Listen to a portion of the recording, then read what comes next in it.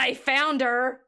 The pirates had her in their ship, and I had the pieces of 8 with which to ransom my pigeon and bring her back into the stream and tell us about, well, what adventures she had down there, down under with the wombats and the spice traders and the sea pirates. And we have such a good stream for you tonight. So welcome to the Mosaic Arc.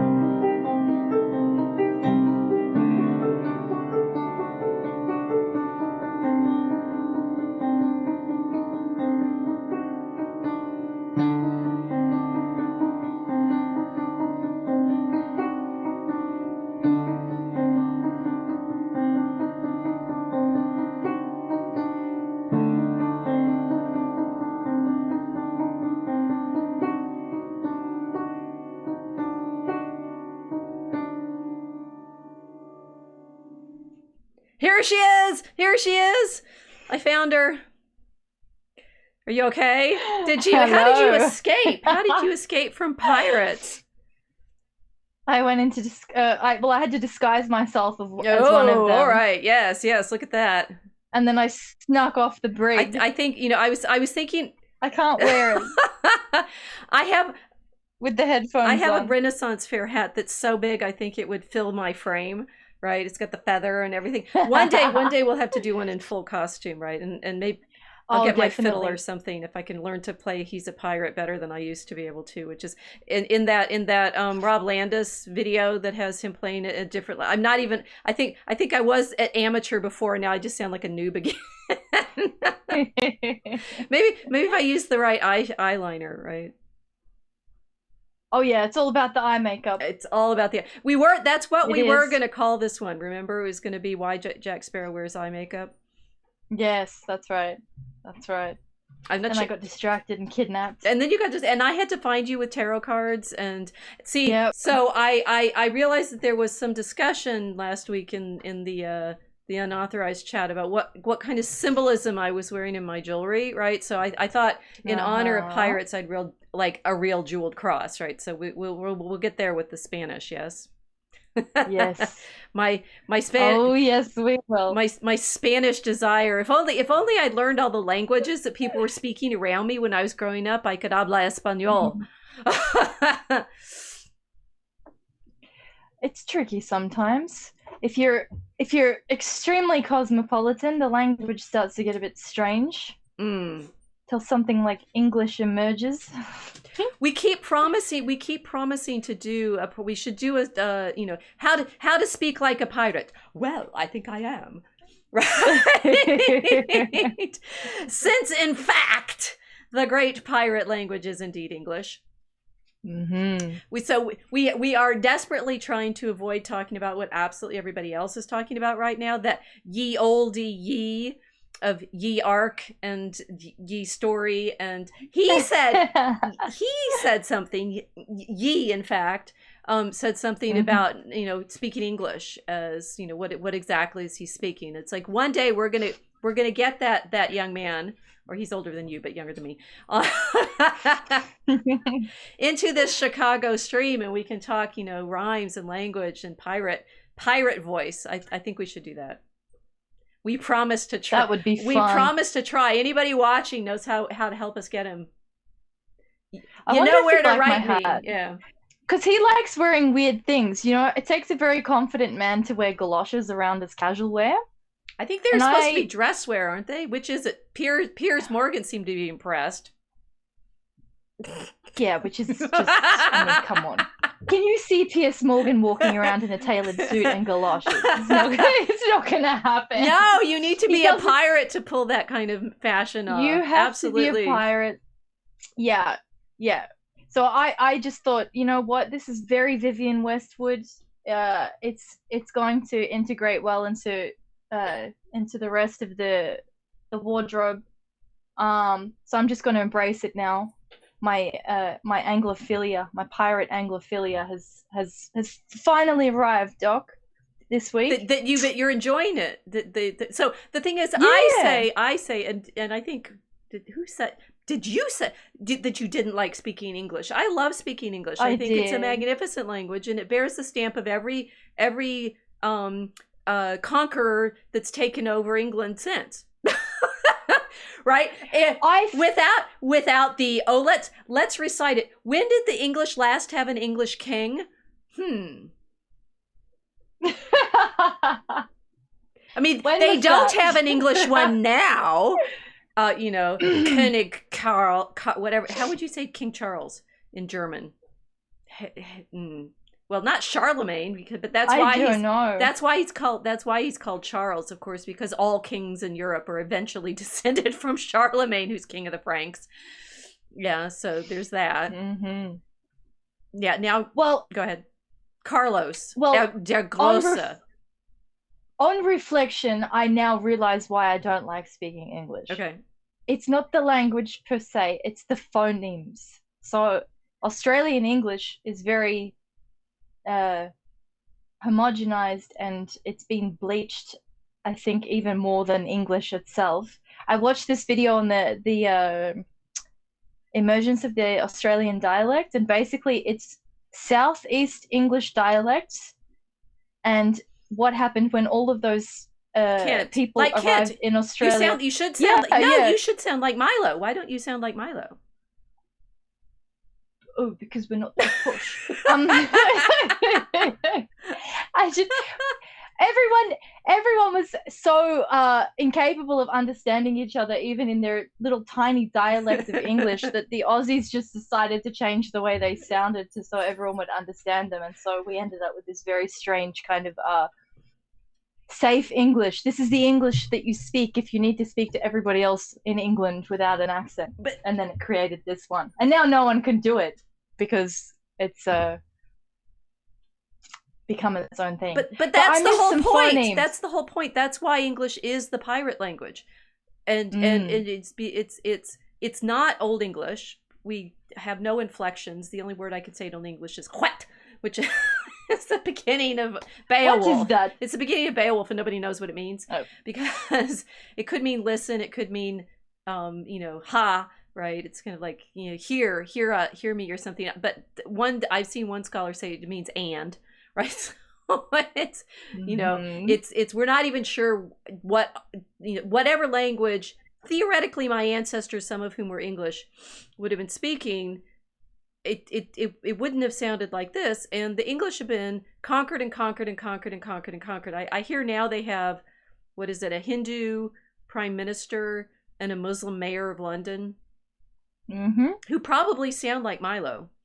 I think in fact, oh golly, I didn't look up what the prime minister's name is, but he sounds very posh.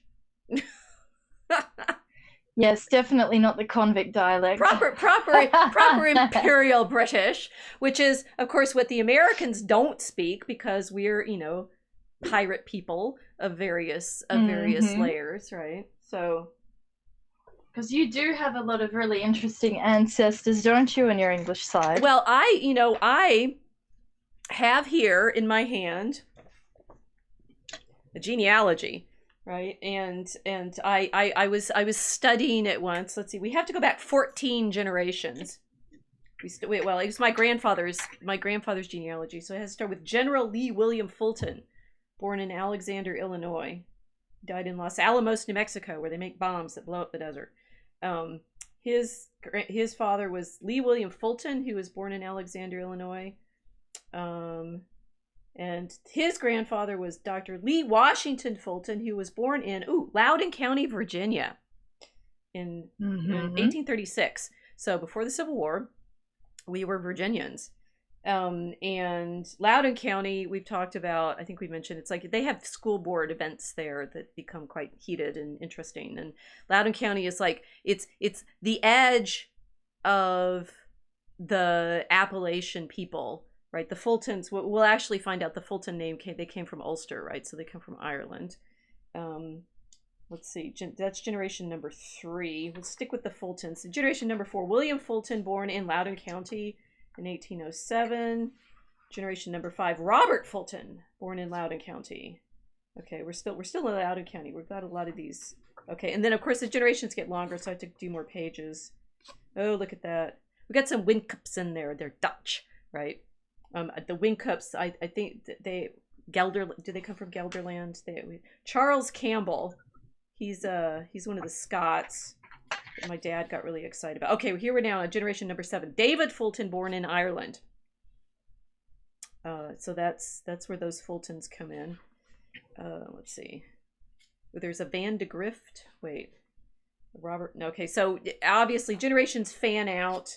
You fan out. Oh, and now generation number 8. Garrett Wincup, gentleman, born in Albany, New York. Daughter to... We're going back in time. Do you see the going back in time? I promise the payoff in this is good, you guys. Back in time. There's a point. Back in time. Oh, generation number 9. Cornelius Everest Wincup, born in Wickerham by Aden, Gelderland province, Holland. So, in fact, like when in Ninth's Tale, when Ulrich von Liechtenstein pretends to be from Gelderland. Okay, that's hilarious joke because Ulrich von Liechtenstein is a real poet. Well, okay, that's another stream. But okay, and the Wincups were in New Amsterdam, Holland. Okay, back. See, now I was doing this with my ancestry. One, because obviously I'm a historian. 2, there's so many people. I'm down in generation. There's a Rachel who was born in Ulster, married a Campbell, who was from Scotland. To generation number 10, we've got Everett Wincup, born in Holland. That's at 528, right? So you're doing this exponential fan of all of the generations. It's like how many people are related to whom? I it's like if you go back far enough, you start indeed like King Charles being related to everybody. And I was, I was doing this and thinking, we've got Irish, we've got Dutch, we've got generation number 11.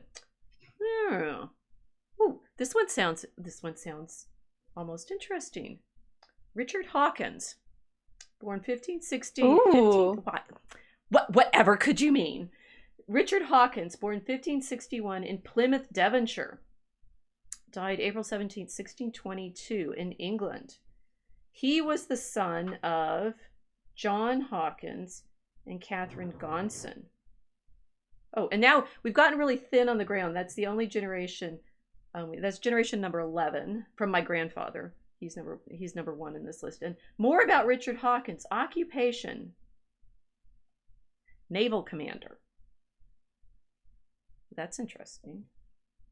Mm-hmm. Who this John Hawkins was? Generation number 12. John Hawkins, born 1532 in Plymouth, Devonshire, England. Ooh my. That sounds posh. Devonshire, Plymouth. Wait. Would you talk like this? I don't know. I mean, so you realize we've gone from Fulton to Wincup to Hawkins. That there's 4 generations. I did map this all out at one point. There's 4 generations that the daughters are marrying into the line. So we don't have any direct Hawkins men in our ancestry. There was a Fulton who married a who married a so, but this is direct lineage. Okay. I wonder you're going to have to apologize too by the end of this. Okay. Probably everybody. I'm going to claim the ability to play the fiddle. No, okay. So John Hawkins, born 1532, Plymouth, Devonshire. Have you all been looking this up yet? All 6 of you watching. No eye patch. Mel, naval command equals pirate. We're getting close, Mike 1000. Died November 12th, 1595. Ooh, at sea off Puerto Rico. That's this John Hawkins, born in 1532, Plymouth. Now, I will admit that the first time I read this, I'm like, Hawkins, okay, that's an English name. I'm still looking for exciting ancestors, and I went back to Generation number 13, William Hawkins, born probably in Plymouth, Devonshire, died 1554. He was the son of John Hawkins and Joan Amados. And then I got excited because that loud sounded Spanish or something. Oh, that's cool, maybe. Yes. John Hawkins, born, this is as far back as my grandfather was able to get it. John Hawkins, another one, born about 1450, died 1488, who had married Joan Amados. At which point, not knowing anything about Hawkinses, but Amados sounding quite cool and possibly Spanish and therefore pretty nifty, I Googled him. And then found out that I'd missed the one that was actually interesting. What'd you find, Doc? Oh, well, look, you know, we could just sit here like a monkey smoking, but I'll show you his Did you put crack monkey I up? put crack monkey up because of course, all of this, I've got some books to recommend tonight. One of them is The Age of Intoxication, Origins of the Global Drug Trade. Highly recommended by Benjamin Breen. This is going to take us to Portugal. Highly recommended. See what you did there? Oh, I did it. You just did. I am completely sober. You, however, had you got taken by pirates, and I have to like claim high ground here by actually being one. Okay, so Benjamin Breen, The Origins of the Global Drug Trade, and here's the crack monkey whom you see on screen smoking tobacco. Well, where did tobacco come from? How do we even know about tobacco? Do you remember who it was that we learned from tobacco about? No. I've drunk too much rum on the beach. Oh, come on. I call you by it every single day when we write poetry. Hey, Drakes. She's too drunk. Sir Francis Drake. True. Sir Francis Drake, whom everyone's heard of, right? Because you've heard of Sir Francis Drake, right? Oh, come on. Well, yeah, I have. Work with me here. I think I have, yeah. Maybe you've heard of Sir Francis Drake. Maybe you've heard of his famous. They're actually not cousins. It's said to be cousins, but John Hawkins was actually a little older. I'm showing here now Sir John Hawkins' coat of arms. Yes. It's a stomper. It's a stonker. Right. If you want to learn more in detail about Sir Francis Drake and, yes, my direct ancestor, Sir John Hawkins, Pillaging the Empire, Global Piracy on the High Seas by Chris Lane is a recommended. It explains why Hawkins died drowned off Puerto Rico. Wasn't very popular. I think they were just engaged in piracy and he drowned. Oh, yeah. Really? But no one jumped in to save him. I don't know. So, John Hawkins' son, Sir Richard Hawkins, I need to read this, wrote A Voyage into the South Sea, published in 1622. It recounted his experiences in great detail. So this is the Drake yes! of why we're called the Drakes. For everyone who's asked me so far, why are you called Drakes? This is why. Actually, I mean, we could be rappers. I do have another dog right now who's kind of named Drake, and so whenever I'm walking him in the park in Chicago, and everyone's like, "What's your dog's name?" and I say Drake, there's a difference of response depending on who I'm talking to. I will say certain of my neighbors are quite delighted and start singing or telling me about their DJ gigs. That's for real. One of them did. So the thing is, the Drake thing actually was, Drake is the Welsh animal, right? The dragon. So my dragon common room was always innocently the sort of corgi, Wales, dragony fantasy, such like that. But as we've learned sailing on the Mosaic Ark, everything always connects to everything else. And yes, Sir Francis Drake is in there. Now, the thing is, when I originally found out about Sir John Hawkins, I just thought, oh, that's cool. He and Sir Francis Drake were admirals in helping Queen Elizabeth. Let's see, I have Queen Elizabeth. Oh, no, wait, that's the wrong one. Or is it the right one? This one is... Which one? This was number 2. Oh, yes. Right. No, so no, I should have this one, the rainbow one. Hawkins and Drake were famous because they helped Elizabeth defeat the Spanish in 1588. When Philip, who was her half sister's widow, right? Philip of Spain is trying to invade and claim his kingdom because, well, he'd been married to Mary. Yes. And Drake and Hawkins, and I forgot what the other one is, but there were 3 admirals that helped like burn all the Spanish ships. They're a little bit helped with a windstorm as well. So I was originally quite delighted, and if you look up Hawkins family lineages online, that will be the thing that they're celebrating for the most part. But I feel that there is something else to this story now. you know that you don't look like you're about to celebrate much. You know that skit. Do I need to get rum? Should I have brought the bottle? Let me just do this a little more. If I'm gonna make confession now, me hearties, I don't like rum. Spill the tea. Spill it. Tea? What tea? I am a red-blooded American. My ancestors have been here since I told you before the revolution. I am DAR on all sides of my family, and German. But that we don't talk about that. The hit there. That's still hiding. Okay, so I have questions. Do you? I do. What kind of admiral and what kind of navy did Elizabeth have? Made up. Yes. She made up her own navy. Oh, she made it up. I think so, because I don't. That's a good question. I don't think the English were much of a sea power before Elizabeth. They're yeah. I know off the top of my head, I realized that they'd been a sea power. Well, no, not so. So we've got a lot of hanging parentheses here right now. I've made jokes about how the English haven't had their own kings basically since 1066. I mean, literally, Edward the Confessor. When he dies, he has no children. There's a little battle or two over who gets to succeed him.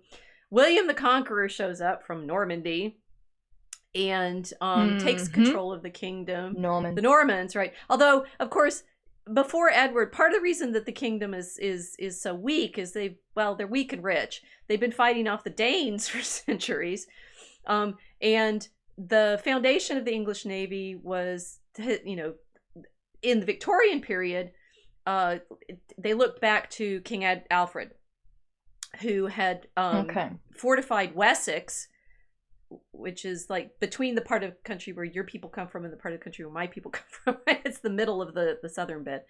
That Alfred had fortified Wessex effectively against the Vikings, aka Danes, to the extent that when the Danes settle in England, at least they don't settle in Wessex, they settle a little further north and east, right? So they settle in what's the Danelaw, which is basically it's not East Anglia, it's some of East Anglia, but up to Northumbria, so like York, Viking York. The Vikings take over. So in part of the island, they haven't even been ruled by English kings. Well, okay, so then Alfred and his son Edward reconquer the rest of the island. There's some English kings. Ethelred in the early 11th century ends up having to pay a lot of money to the Vikings, the Danes. And by the time Edward the Confessor dies, there's Danes claiming the throne, and then there's Normans claiming the throne, and basically the English haven't had an English king since then. Sounds pretty colonized. Yeah. So if you're mourning the loss of your monarch, it happened some time ago, which is why English is the way it is, right? It's been taken over by pirates several times. Okay. All right, so this is kind of a key concept for us in DCR that maybe we should just outline. Is this idea of becoming sea power, what that means, right?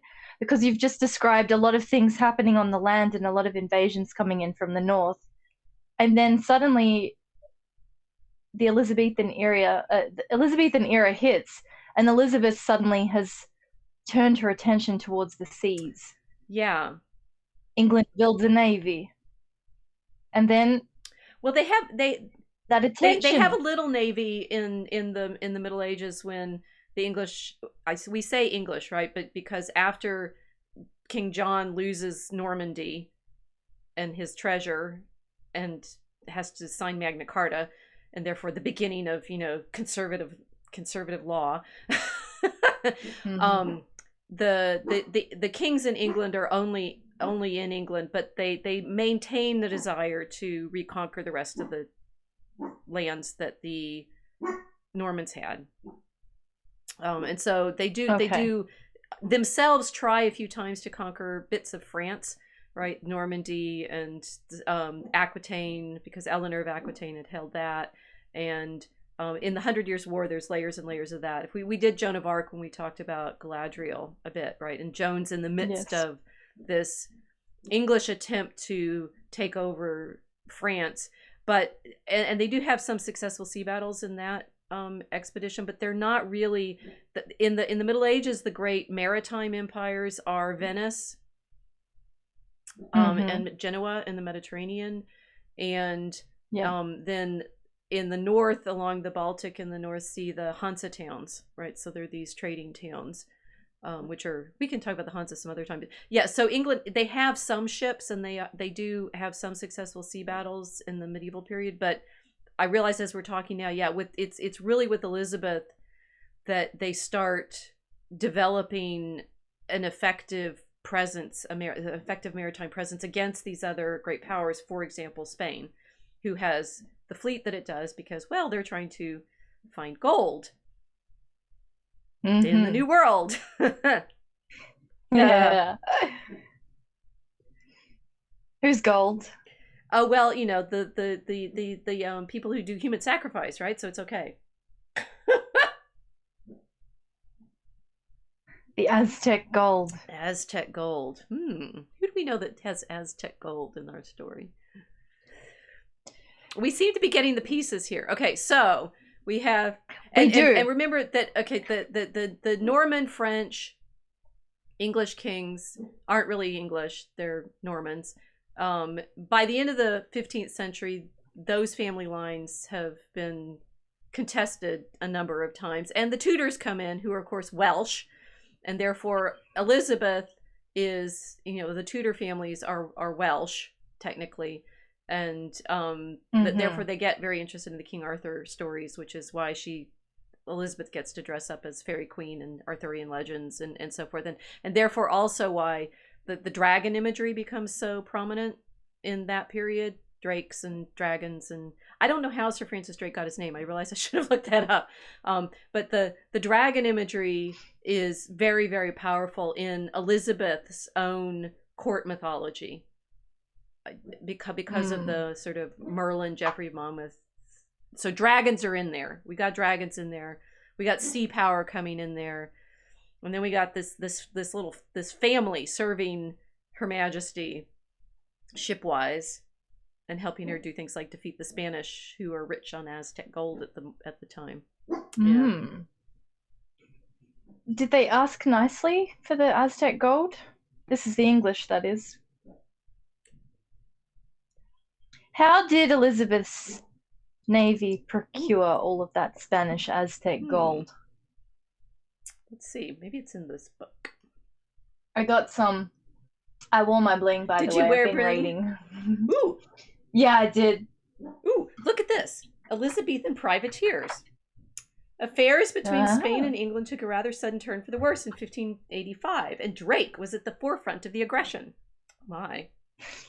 Oh my. Okay, so Drake doesn't actually have any descendants. It's just the Hawkins line that carries this on. His two large expeditions to the West Indies during this period, however, though sponsored by the Queen, were not typical of the time. As Andrews has shown, okay, that's boring. Excluding Drake's ventures, this leaves 74 expeditions, most small, all of them privately financed. Blah, blah, blah. Interesting. Corsairs, Pacific raids. In reality, the first great wave of English marauding in the Caribbean, was a series of business ventures. They're getting set up for the East India Company, I can tell. Always excused rather than commanded by a monarch whose power was more symbolic than material. Okay. Ooh, wait. Apparently they stole it. and this so they're marauding and stealing the gold. Yes, in the Caribbean from the Spanish many times. Great 11 granddaddies Hawkins and Drake. And they call us the convicts, you see? No, you're just not straight up thieves like we were. The crime wasn't big enough. Presumably, yes. And so the long story short, and it is more in detail here, which is an interesting read when you realize you're related. So Drake and Hawkins are famous because they plunder the Spanish treasure fleets over and over and over again, and Elizabeth claims some of the money. So if you're worried about me right now saying that I'm descended from Hawkins, guess what? Everything you're proud of in English history is too. Yeah. Absolutely all of it. I don't know whether it's so sobering. I'm gonna have to get some more drink in here. Well, right, there's nothing. No, this is like when it's like talk about the Hans are we the baddies story. Wait till we tell you about Churchill. No, we're not doing that one this stream. We may get to that. No. When you realize, let's just stay with Spanish gold for today. The Spanish gold, here. I've been showing Elizabeth too long. Who do we got next? Oh, look, they're there. Okay, so this is the guys, right? Hawkins and Drake are Drake's in the middle, and Hawkins is the one without a hat, I think. Or no, maybe which one's which? There are three of them. Anyway, great granddaddy's in that picture. That literally everything that we glamorize about the Elizabethan period, from the magic. You guys were worrying about me and tarot cards last week. Good grief. Really? Do you realize who Elizabeth was in her foundation of the English monarchy that we are now mourning with her namesake's death? She is the foundress of this pirate empire. And it was based on plunder of Aztec gold from the Spanish, burning of the Spanish fleet in 1588. Thank you, great-great-granddaddy. And we haven't said the worst thing yet. That all of the sort of mythology that's constructed around her, which Shakespeare is doing it like covertly, and we still get to have Shakespeare as a good guy, right? Because he's probably like trying to warn people through all of those history plays that he does about what the monarchs are like, and what the fairy queen and the fairies and the Macbeth and stuff like that. That is all what we have to learn to do right now by saying it without saying it, so that the algorithms don't get us. That Shakespeare is writing in a period of, Elizabethan England, intense censorship. Because... And who did they like censoring? Catholics. Why would that be? Well, they're thieving pirates who stole all the money of the monasteries under Elizabeth's dad. Right? I mean, E. Michael James talks about this in depth in his book on usury, the Baron Metal book, where he's showing the Protestant, the foundation of the Protestant monarchy is Henry VIII and his courtiers, thugs, steal all the property of the land, and then his daughter Elizabeth comes along, and she is directly enriched by Drake and Hawkins plundering. That's why they end up as sirs, I think, because she ennobles them. And I'll go back to this coat of arms, right? Because there we go. This is the coat of arms of Sir John Hawkins, granted to him for service to her Majesty. What kind of services did he grant? Well, you may see this human Majesty figure at the top of the image, who is rather dark complexioned. Swarthy. Indeed. African, probably. He started the slave trade for England. The English transatlantic slave trade. I wish I'd brought rum today. I've got some. It's like, what am I drinking? Orvieto Classico. We're not going to end up with anybody good guys left, right? You cannot, you don't, okay, one, short stop to the cross. If you're sitting around being proud of yourself for being related to anybody, you're all related to Adam. Yep. Yep. Okay, so just to recap, what we basically have is we have England, which is like, it was English, and then it started becoming ruled by a bunch of foreigners, so it was colonized. And then some Welsh royals decided to go into like Arthurian LARP turbo mode and integrate all of this draconic imagery into their aristocratic mythology. They heard the sea gods calling. They turned England into a sea power and then went raiding and looting and pillaging Spanish towns to steal all their stuff, and then started the transatlantic slave trade. Yep. Okay. You feeling better about being convict land? Oh, yeah. I got no hang-ups whatsoever from down here. I mean, all I know is I'm Windcup, right? New Amsterdam. We haven't even brought the Dutch in yet. Oh my goodness. I can tell you something. We don't even have the genealogies. I've tried to get them. We don't even have the paperwork. So, okay. Now, they're setting up. Help me with my confession. Oh, yeah. Bless me, Father, for my fathers have sinned. I mean, at least I'm Catholic, right? For a long time, I was like, oh, my ancestors, they all came from Scotland and Ireland. They were Presbyterian. The Fultons were Presbyterian. That's why they're, from Ulster. More piracy, right? Basically, because the English, well, whatever. Yes. So I'm like, oh, by converting to Catholicism, I'm abandoning my Presbyterian ancestors. And I'm like, run away! Abandoned ship. Abandoned ship. I mean, how do you think we all got here?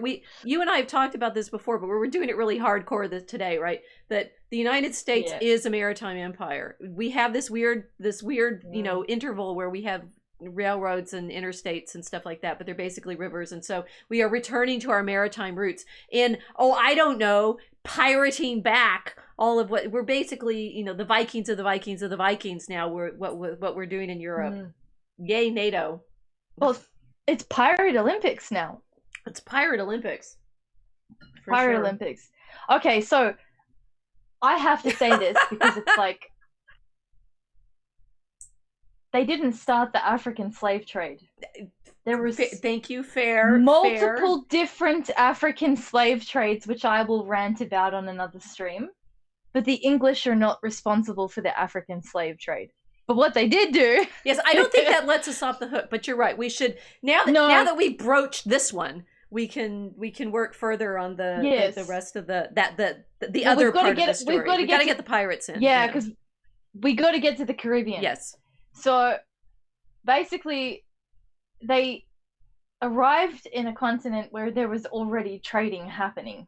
It's always been that way. But they industrialized it in a very, very particularly Elizabethan way.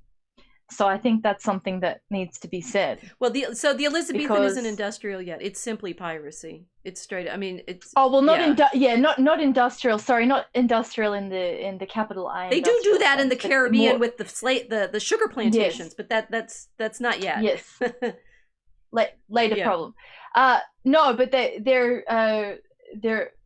I mean, it's like Eureka, we've struck gold. They've basically figured out a way to make obscene profits on the human flesh trade. And have got the green light from their royal sovereign to do this on behalf of the English monarchy. Yes. Correct? Okay, so essentially, what Elizabeth has then is not a navy. She's just got a pirate fleet which are answerable to her. Yes. Okay. So then England starts to turn its face towards conquest of new lands and goes over to the New World. Right, and I think so skimming the book that I haven't read, I mainly concentrate on the chapter of my family in it.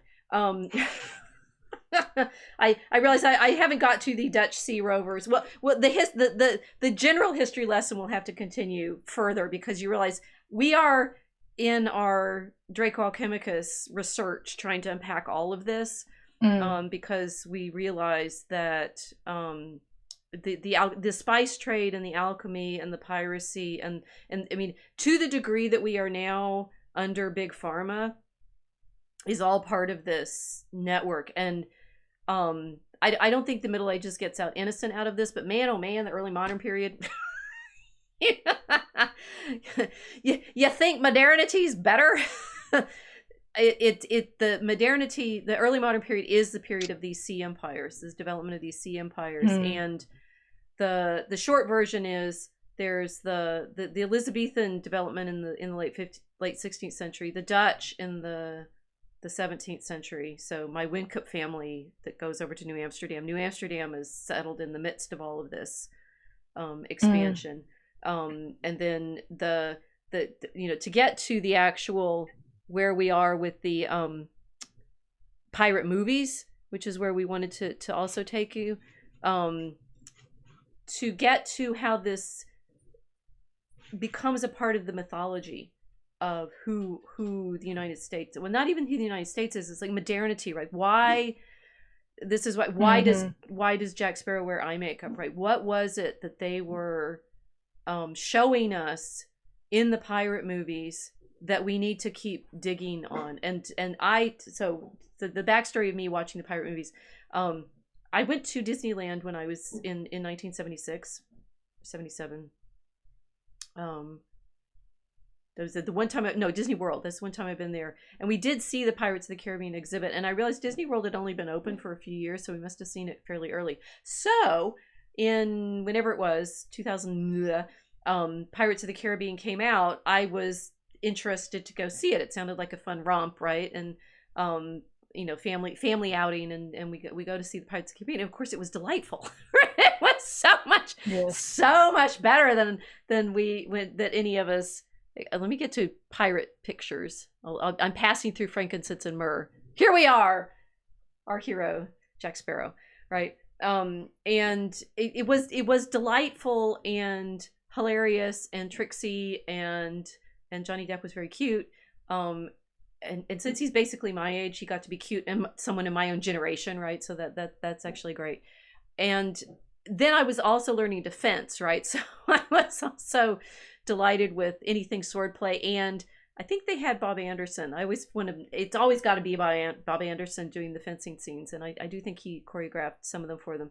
So I went to see number 2, I think, while I was in Atlanta for a fencing tournament, which was great, right? Because I just won a really great bout, and then I got to go see more sword fighting, and then it started getting what I thought was kind of silly, with the Kraken, and he got swallowed, and that's not great.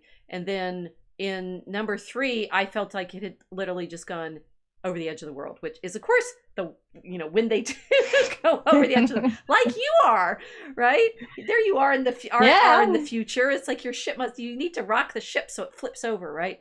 Okay, so we're at World's End here, World's mate. End, yeah. Right? So, but by that time, I'd convinced myself that the whole series had just gone off the rails and was too silly for words, and I stopped watching.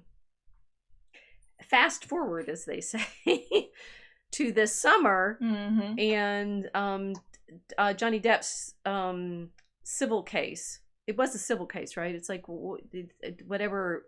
Oh, this is when he got Me Too'd and then it blew up. And yeah. I mean, he'd been Me Too'd, and then he gets he's suing her, right? Or her. Yes, for defamation. Wasn't it? And I'll give a shout out to one of our fellow Telegram denizens, Crayon, the real Crayon, was doing some really interesting posts. She was watching the whole thing, like in detail, and posting on her channel, Crayon Existentialism, about the trial, which made me pay attention because I think I wouldn't have otherwise. I thought the pirate movies had gone silly. I didn't want to watch them anymore. I hadn't watched any of Depp's other stuff, right? I didn't watch the Alice in Wonderlands until this summer. I hadn't watched a lot of his other work, even though I realized I had grown up watching most of like Chocolate and Chocolat is very we're not going to do Chocolate. Maybe we should talk about that. But Edward Scissorhands. Then I saw, it's like what has come out of this is I realized he picked some very interesting roles. There's a whole sort of arc of Depp's interest in scripts, obviously. I mean, that he did the Tim Burton ones. I did watch with one of my fencing friends the Sweeney Todd, right? And there was one we're room sharing at the tournament, and he's talking about his blade. At last, my hand is complete, right? So I got a lot of Depp, right? Fangirling already. Yes. And then, of course, Crayon is talking about the trial, and I then got interested and I watched the rest of them. And the rest is this live stream, right? Because then I obsessively watched all 5 of the Pirates of the Caribbean and realized they're the mythology we need to be looking at. It's like to say everything English has its origins in this, the sort of problem of piracy, the problem of who we are as pirates, the problem of what there's that those amazing, now I've forgotten what the script writers are. Somebody in the chat tell me who their script writers were. Oh, Casey's reassuring me, saying you were reuniting your clan to their historic Catholic faith, not abandoning them. Yes, I realize that now, right? But my first impulse was, oh no, I'm not Presbyterian anymore. And then now I get, it's like we're going back in time, right? We have to keep going back in time to find. You're constantly learning. Here's another layer. Here's another layer. Here's another layer. We have to keep going back in our story to find the full fan of all of the ancestors that we have. I've lost my track. Pirates as the mythology of the English, well, the Anglo world, right? And my other thought was that these stories are obviously set in the early 18th century based on their costumes, and they are therefore. I didn't get a chance to read this, so you guys don't get this, but the Daniel Defoe's General History of the Pirates is generally considered the sort of definitive. It's series of biographies of all of these famous pirates, including I think the ones that probably the scriptwriters for Pirates of the Caribbean must have read this or must know it, and it points out in the introduction that there had been in the early 18th century some of the pirates had actually captured some treasure off India. So having the East India Company in the series was less stupid than I thought it was, because indeed the pirates by the 18th century, there's about a decade where the Caribbean pirates are actually considered a sufficient threat to be the kind of characters they are in the movies. Yeah. So, but now we're in mythology land, right? We're just as Elizabeth with her dragons and her fairy queen and her, John Dee consulting with angels and the Drakes and all of that. Whatever we are in this maritime story that we're in right now, the Pirates of the Caribbean movies really showed us something interesting. Definitely. So, I'm wondering, in the sense then, what you've described is Elizabeth has her official pirate, Hawkins, and then you've got these unofficial pirates.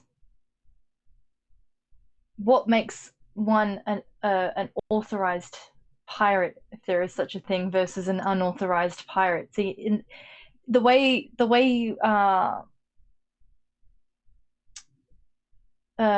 we've kind of described it in DCR is that the Elizabethan fleet itself is a pirate fleet. Yes.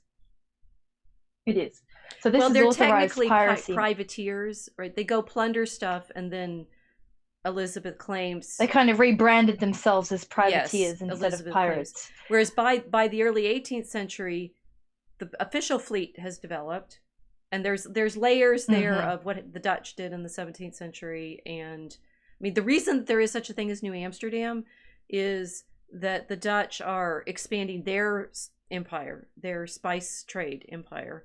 Thus, I mean, what's interesting in this age of intoxication story is the Portuguese start it, and then the British take it over.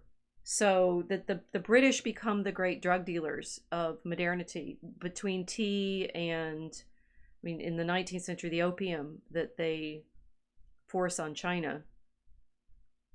Yeah. So this is what they're doing when the privateers are going out all over the world.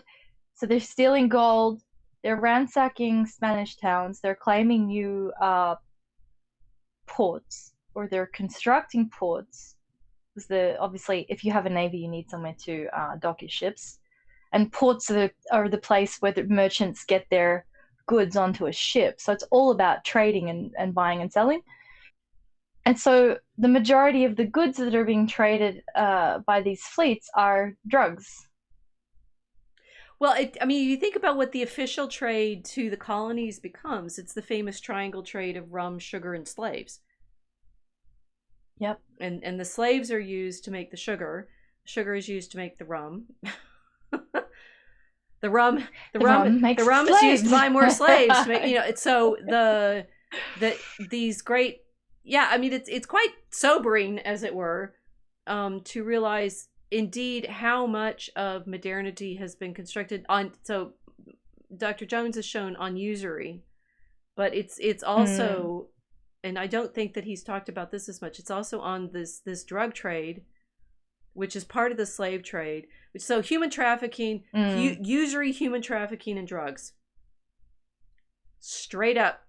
This unholy trinity seems to be standard, and we'll have to research it a bit so that we can do the African part of this story. As the African slaves are not being captured by Europeans going into the interior.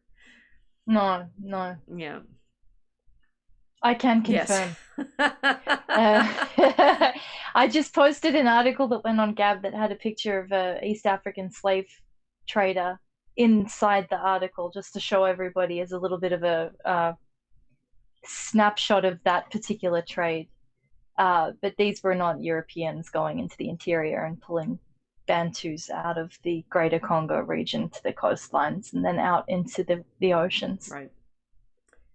It was at least in that part of the world, very much an African enterprise. Yeah. So yes, because the Europeans are doing this on the ships. They don't go into Africa until the 19th century. Yes. Right. So none of you get out of this, right? You don't get to watch this and say, "We're the good guys."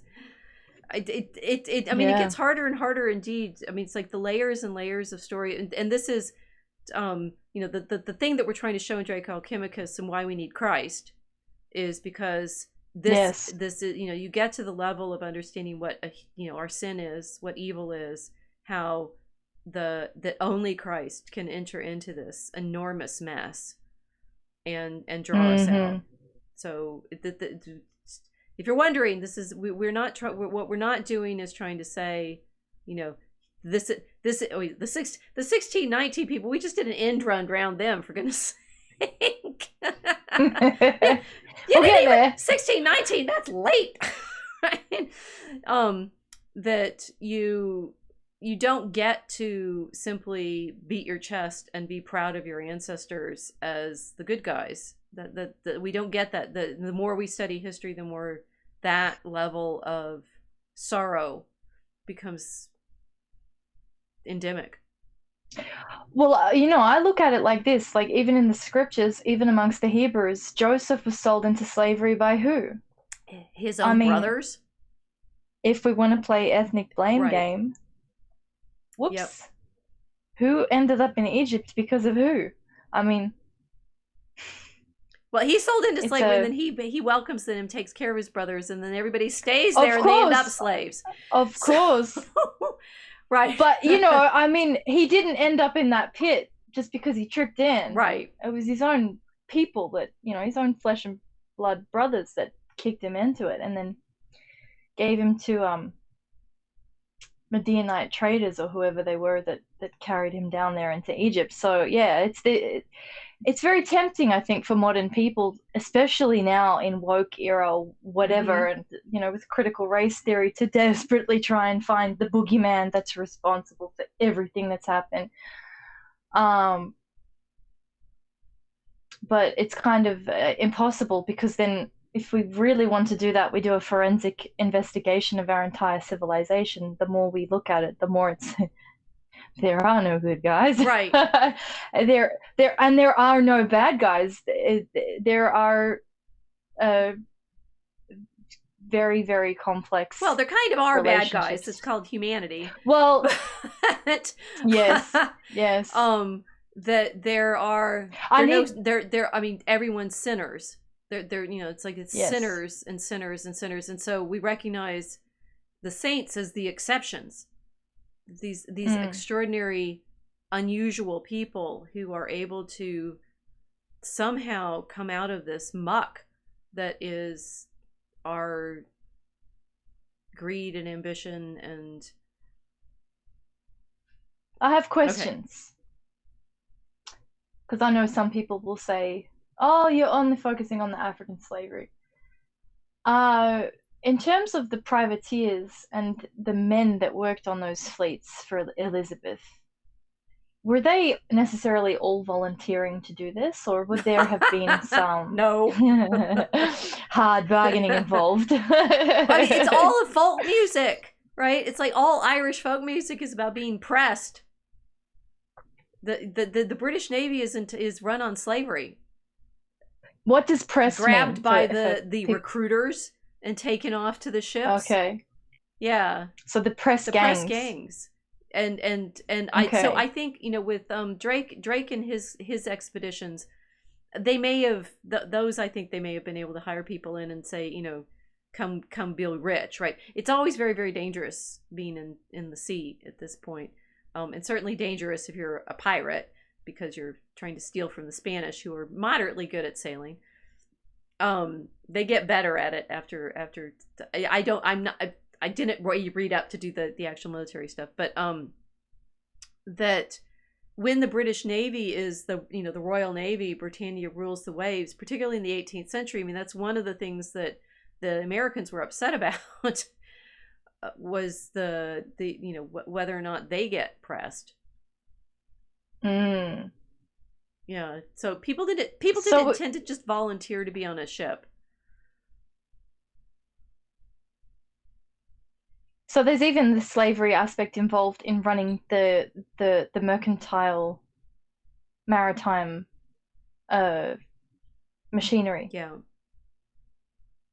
Now you've sailed off the edge of my knowledge in detail, and I default to Patrick O'Brian novels. But I had to mention it. The thing is, it's like why getting all the way to Australia obviously takes some doing. They occasionally had some problems. Do you remember Botany Bay in Australia? Yeah. Yes. Right. What isn't problematic in Australia? Well, that's just the English sending their problems somewhere else, right? So they can drink their tea, which they're pillaging from India and China, and pretend to be genteel. You all remember we started this stream saying we like speaking English, or at least I do, and I'm going to teach you to do it in iambic pentameter, because like Shakespeare, we're going to resist. But it's the kind of simple version of we'll all be better off if we are English posterity. I've proven to you with my grandfather's genealogy that I am more American than anybody listening. Probably. Possibly. Sir John Hawkins, right? And this is the reality of who we are. So all of the men, I'm just I'm trying to sort of paint the scene for everybody to imagine how you get these men that are Englishmen who get pressed onto boats or hired for pittance into assisting the privateers. Then they've had enough and decide they're going to go out and do their own thing. Maybe. Are these the guys that end up sailing on the Black Pearl or with Captain Barbarossa and, raiding the British ships? The magic's working because the picture I'm showing now is Jack Sparrow looking at the gold. Yes. It happened. Yes, and that's why I do actually need to read more, and we sort of got caught up in the yay of the things in the last week or so, and I've been watching a lot of long videos to make sure I'm up to date on that. Yes. That the fascination that I think Defoe and company, Daniel Defoe is famous for Robinson Crusoe, which some people say is our first novel. It's a very interesting story, and it's the castaway who, finds his own paradise, makes his own. Talk about, it's like, never mind Owen and his goats. He's got a whole family. Robinson Crusoe goes off and, he gets shipwrecked first captured by pirates, then made a slave. Then he escapes from Africa because there's people being taken for slavery in Africa at this point who are white. Barbary pirates. We'll get there. Crusoe in the story first has a plantation in Brazil, and then he wants to go and trade some more, and they shipwreck, and it's a very long involved thing about how he ends up on the island by himself and sets up his own paradise. The same Defoe who wrote that, who's also interested in showing the way Robinson Crusoe learns to pray and be thankful, is probably the author of the pirate book. There's some question because apparently Defoe wrote a lot under pseudonyms, and so we're not positive. But this is a period. Say Crusoe is a popular story because Robinson in the story, he gets shipwrecked multiple times, right? And the problem with his not being thankful is he doesn't die, and he has to learn how to pray. That I lost my thread. Not that it's dangerous going on these expeditions. Well, how these men end up pirates? Oh, right. So it's all this kind of adventuring, and you should make it rich and so forth. But I think with the actual pirates, I need to read his book to be more detailed. But I think they have multiple reasons for ending up as pirates. But in the Pirates of the Caribbean movies, the claim that that Jack makes about freedom seems to become part of the mythology, right? It's definitely, Crusoe is there. Robinson Crusoe is that. Maybe that's where I was going. Robinson Crusoe is there with his origins of civilization, rebuilding civilization from what he finds off the ship. And I think the pirates for the people at the time are similar to what Robin Hood becomes in Walter Scott's Ivanhoe in the next century, right? This image of outlaws who are actually upholding the law better. Which is what they describe in that film as the code. The pirate code. Right. Versus the laws of the naval fleets, which are essentially oppressing everybody that have to live under them. Well, certainly in the early 18th century that the English, okay, again, probably, I always hate this because I start wanting to footnote everything. You guys see my life when we're wandering through these meandering rapping with pigeons, trying to figure out where we're going. That me is usually going, oh gosh, I need to look that up and footnote it and be certain. But the English Navy is not a cuddly place. And shocker. And there is some mythology that these men in the early 18th century, this decade, right? It's like the Wild West. You get it, like the Wild West of the cattle drives and stuff like that. It's like 20 years, and the sort of golden age of piracy is about 10 years. It's not a long period. Okay, so it is like a gold rush. Yeah, but it's gold rush on the high seas. Yeah. And they do in this one decade have some control over those Caribbean ports, as in the movies, right? So, but the thing is, the movies, they're pirate stories ever since. Just like the Wild West lasts for maybe 1860 to 1889 or something like that. Or maybe it's something like it's 1865 to 1885. It's a short period before the ranchers put up fences and you don't do those cattle drives anymore. But then we have ever after that, Hollywood making the mythology over and over and over again. There's the mythology of the period lasts far longer than the actual events. So what is it about the events in this time period of the pirate golden age that have been such powerful foundations for this mythology?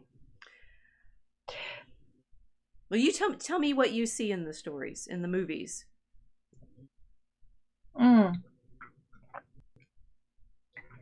Well, I love talking about the vending machine, which is essentially what this Elizabethan era is. It's the transformation of England from England on the land to sea power, and then England becoming England Incorporated, which is the vending machine. So what I saw in the film was this odd relationship between all of the different people that had been pulled into this maritime empire, and how they were kind of forming new hierarchies in the Caribbean, and they'd formed their own sense of allegiance to each other, even though they all come from somewhere completely different. This is kind of the ethnogenesis of the Caribbean identity. So you've got all of these people that are on Jack's ship, and they're all from somewhere different, but they're all on the boat together because they share the same vision, which is to be in defiance of the maritime empire that has brought them into that particular place for whatever reason it is. So when I'm seeing those movies, it's kind of I don't know, it looked very anti-colonial, like in that sense. They're vending machine people that have decided that they're going to not be colonial subjects, not work as port accountants and bean counters for the Dutch East Indies Company or the British Navy or whatever it is. They've decided that they're going to create their own identity there. So this is where it gets interesting, because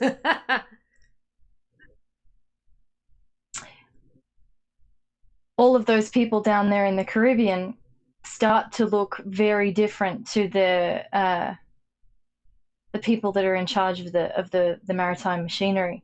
All the pirates start to speak a little differently. They behave very, very differently.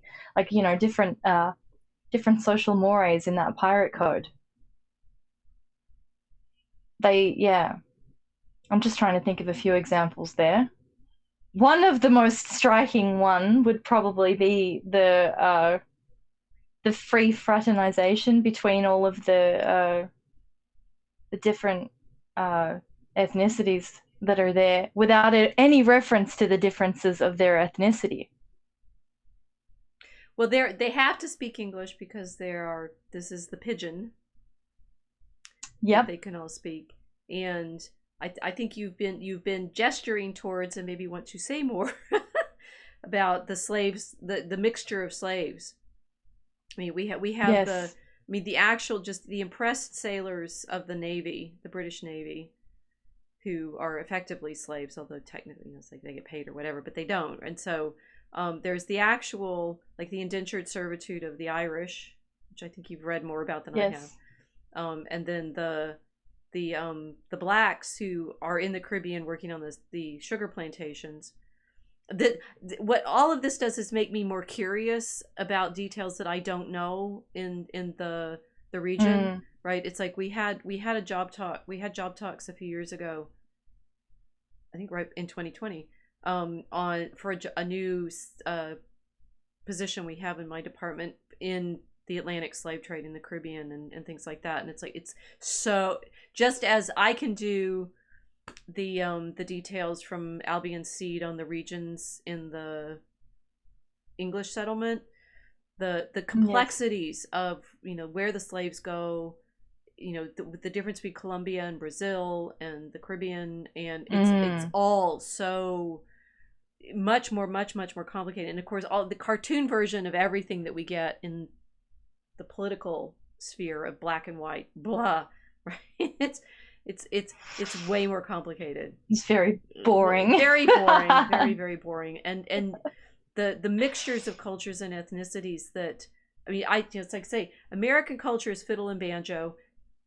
One's African and one is Scots-Irish. The fiddle, right? It's a violin, but it's Scots. So it's great that the best tune that comes out of these movies. It's like, you realize what you have to do to play the soundtrack for the Pirates of the Caribbean? You need an orchestra with fiddles. No, wait, they're violins. You know, I was thinking about that. It was like, what is an orchestra? This sort of magnificent sounding together, and to the Pirates of the Caribbean soundtrack is this orchestral, you know, joy of these romping sea shanties, folk music. I found too, like, something else that I appreciated about the movies was the way that all of the women that were involved were they were actually very tough female characters. They weren't very simple. And it's kind of a refreshing thing, because we've got this terrible Galadriel plague now of all of these, you know, women without agency, and they're completely indomitable. They never have to make a tough decision, and they can't lose. The girls in the Pirates franchises really had to learn to navigate the seas as much as the boys did. They had to learn to navigate all of these really complicated quandaries, like, do you support the Dutch East Indies Company, which is essentially a monopoly of slavery and of, you know, a drug-induced corporate leviathan that's eating up the world? Or are you going to you know, put on some swashbuckling boots and, like, sail with the boys and resist it? So it was kind of a cool moment. It was like, all right. And there were a lot of different female characters in that film that were involved. So yeah, I like that. It seems to me to reflect how odd things got on the boats too, like the relationships between men and women, and just how people get a bit funny at sea. And you know, I read a book a little while ago by a historian who is a communist, but he made some good points when he was talking about the pirates in the North Americas, that this kind of gender fluidity hit them because they were all out on the ocean for so long. They weren't in the normal land mode of dealing with men and women and whatever. And so then that's when you end up getting Jack with eyeliner on and looking a little bit pretty, even though he's a you know, sword fighting pirate. The girls, of course, they can throw off their corsets like Elizabeth did in the first film, and start put on all of these clothes which allow them to sail with everyone. So yeah. Well, oh, come on. That's kind of the coolest thing. Johnny Depp noticed. Explained that he thought the eye makeup was because it would be like football players having the black under their eyes, so that it would be against the glare, right? That'd actually be good for, you know, having to look out into the distance in the glare of the sun. Well, according to that historian that I was reading, a lot of these pirate boys ended up basically trannies. They used to dress in drag yes, on that's ships. Probably true. So that's what I was talking about. Maybe Johnny Depp didn't know that much. That's not what Johnny Depp said on camera about why he was wearing the eye makeup. But I realize you might know. there is Okay, so Elizabeth is the main character of the Elizabeth, arc, yes. right? Elizabeth. Woohoo! Look what they Yes. did there, right? So Elizabeth is the main character of the arc, and there is nothing more romantic when they're in the middle of the battle, and I forget which one it is, and they need to get married so they can have sex, and I'm like, wow, right? This is a Disney movie. This is like, we are never supposed to end up with wholesome stories in Disney movies, and you realize somehow this is, I love this, right? The Pirates of the Caribbean actually subverted Disney, of Disney's own whatever it is, right? That in the Pirates of the Caribbean movie, that Elizabeth and Will have never had sex before, and I think Jack is like, are you the captain now? And he's like, yeah, and they're like, yes, marry us, right? So that they can have the battle at the end, and then they have one night together, and then Will has to go off to be on the Dutchman, and she gets pregnant, right? It's like, what? That you've just done this incredibly wholesome scene where they're married by the captain so that they can go have sex. They have not had sex before. She gets pregnant, they have a child, and it's like, I'm now too drunk because I drank that wine too fast. Good. That she raises her son to love his father. And he can't, she only gets to see Will once every 10 years or something, right? And at the end of, you have to always watch back through all the credits, right? At the end of whichever one it is, they go to the cliff, and the ship comes in with the sunset, and she gets to see him again, and her son's with him, and she's taught her son to love his father, whom he's never met. Weeping up. It's beautiful. Well, it's like she spent 3 films trying to keep her virtue intact. Because, of course, Jack Sparrow's running around constantly trying to have a crack, as is everyone else. Like half of Asia by the time she takes over that Singaporean pirate ship. It's like everybody wants her, and she just fends them all off. And it's very beautiful. And then it's like it's so wholesome. It's amazing that they managed to get that through. It's astonishing. It really is. And this is why I was so happy that I realized, one, that Johnny Depp has done virtuous movies over and over and over again.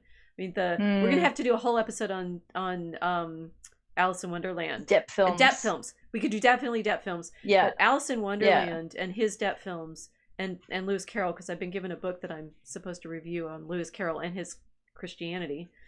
So that's interesting. But that somebody Orlando transitioned while on a ship. Mike, what are you talking about? They got bored of not seeing women dressed up for one another. Mike, Mike 1000, you need to do some footnoting for us. I actually looked up the script writers for Pirates, and there's some wholesome Ohio guys, as far as I remember. That they snuck this in, right? That they got the plots in these stories are literally the most wholesome stories you can possibly have. Will goes in search of his father. Yes, it's all about reconciling with their fathers, over and over and over again. It's like the great joke of having Keith Richards as Jack Sparrow's dad. So they wear the same eye makeup, right? And Keith Richards wasn't even in costume. No, it's like the eye makeup is right. But that over and over again, it's like Will needs to rescue his father, and then Elizabeth raises her son, who in 5, sorry, it's all spoiler alerts in this, rescues his father. Right? It's nothing but subverting Disney with its constant desire to get rid of the dad. That every single one of these movies, even the 4th one, which is a little odd and sort of out of sequence in we're going to get to all the MacGuffins that they're dealing with, that it's the daughter trying to take the Ian McKellen's character's daughter. Oh yes, Penelope Cruz. Right. Yeah, trying to Blackbeard. character, Yes, right? Blackbeard's long lost Right. daughter. Again, the daughter is trying to take care of her father. So they've done nothing but write scripts about rescuing your father. It's very interesting. It will set in a world where there was a like destruction of family lineages, because that's essentially what all of that sugar spice and everything nice maritime machinery did. It took the men off the land and put them in the boats. Yep. In both the capacity of privateer sailors and the slaves that were on the boats being transported around. So it's like the entire Elizabethan pirate kingdom is the destruction of patriarchy. It's the removal of men from hearth and home. Well, look at what Elizabeth is. The Virgin Queen. Mm-hmm. And of course, where did she steal that moniker from? Ooh, well, that there's I've seen online speculation about whether she's a man or not. I mean the service. It's interesting that we're now. It's like we've had the funeral. We can talk about Elizabeth II. It is a problem, I think, that England's been under a queen for so long. I mean, between Elizabeth I and her pirates, Victoria and her empire, and then Elizabeth II and her longest reign. And I remember doing a blog post back when people were shrieking about whether or not, we were ready for a woman leader with Hillary Clinton. And I'm like, what, are you kidding me? The English have had women leaders for centuries. And they started the slave trade. They started the slave trade by way of it. Good job. Right? But this sort of, I've got the pharmakeia on now. It's like, wait, which one? It's the woman with her globe and her cup, and all nations were deceived by your pharmakeia, by your sorcery. I've done a whole transformation of what I think about those Renaissance fairs, right? But first I thought they were silly because they weren't like Puritan enough, and now I realize they're completely accurate because they're all about magic and tarot cards, which are just card games. But the feeling of the Renaissance and its pharmakeia and the sorcery is correct. We have been deceived. Now I've got the Booster Patrol song of the "You've Been Deceived by a Deceiver" song. I wish I could sing. Oh yes, yes. About that particular pharmacology that we're not allowed to discuss. Right. But the thing is that we were hypnotized by it so easily for the last 100 years. Again, we've been in this Draco Alchemicus for centuries. It's the tobacco, right? Okay, so I think that's a parenthesis that we hadn't closed yet. Drake is obviously famous for bringing the tobacco back from the North America, and that crack monkey that we started with is smoking tobacco. Now I want a cigarette. I love crack monkey. He's my spirit animal. Isn't it interesting? On edge, puffing away. Here we have, since I don't have the picture, here we have Crack Monkey in the book, right? And and a teacup. We're gonna get to that, I promise. There's a teacup. He's even got my hat. He does. He's like yes. There's a Crack Monkey and the owl, right? The owl of the magic and the mystical. We've been abusing these drugs for ages, in the sense of not tying them, I suppose, to the appropriate spiritual power that they have. Not tying them to the liturgy, obviously.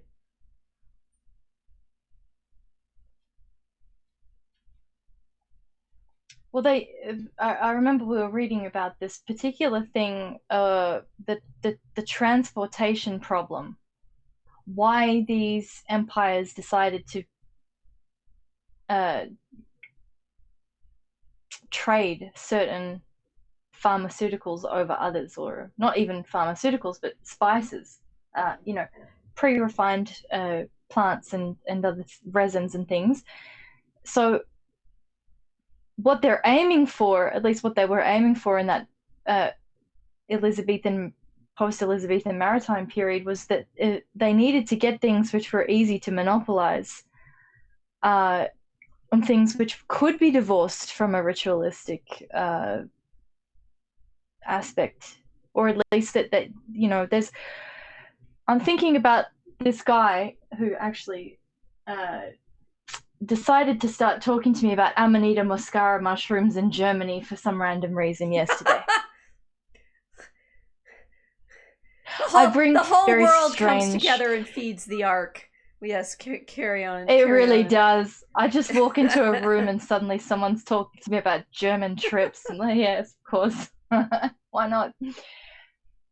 But this is not a mushroom that can be monopolized. You can't control fungi production. You can't control this particular substance.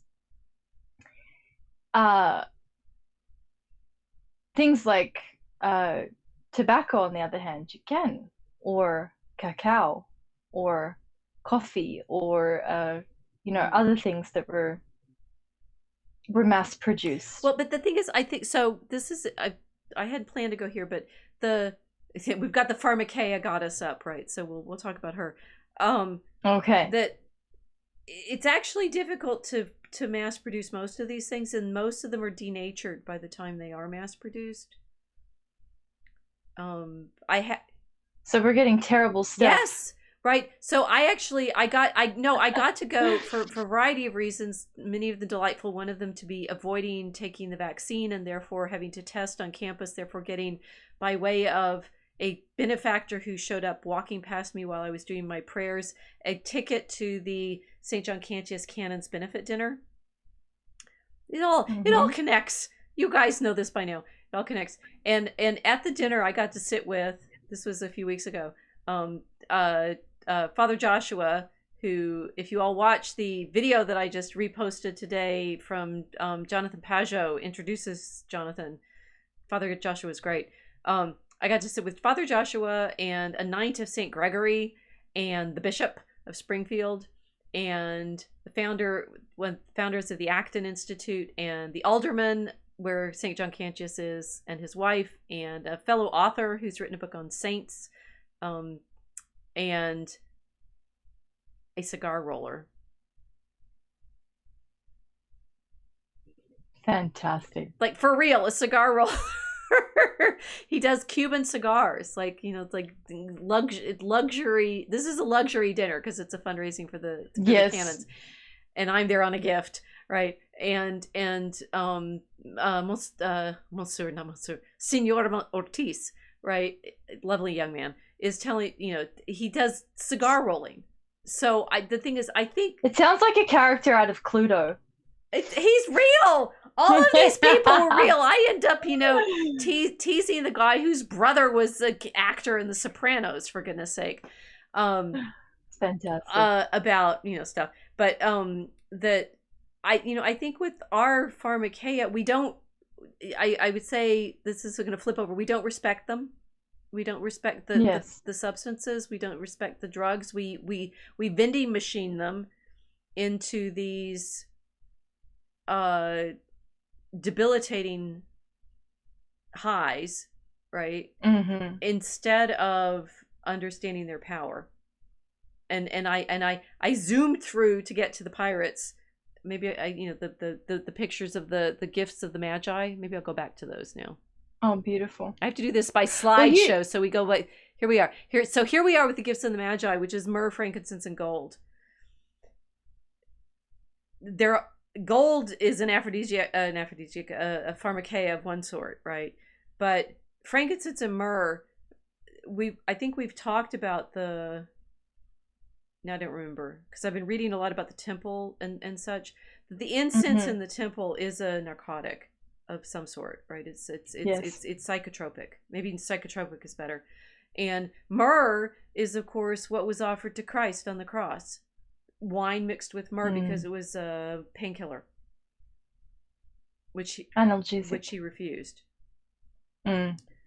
So, these are the original drugs. These are the precious substances and drugs in this is good in the Age of Intoxication book, the crack monkey book.